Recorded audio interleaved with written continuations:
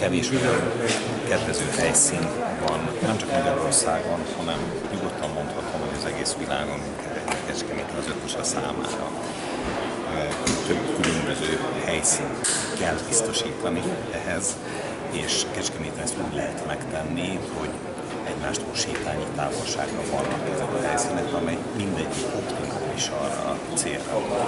Az úszásra nyilvánvalóan egy nagyon jó 20 szükséges.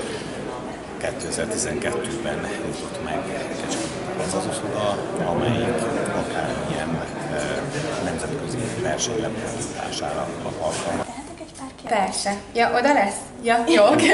Nem tudom, azt hittem, hogy külön vagytok egyben, oké. Most hallottam erről a sírésedről. Igen. És azt szeretném kérdezni, hogy ennek ellenére hogyan sikerült a felkészülés? A felkészülés nagyon jól sikerült, már rég volt ilyen jó alapozásom a télen. Örültem is, hogy elkerültek a sérülések, és hát sajnos egy ilyen felkészülési versenyen erősödött ki nekem ez a sérv dolog. Ez egy régebbi dolog, velem született, de eddig nem jelentkezett újra, és most a terhelés folyamán az erőlködés miatt.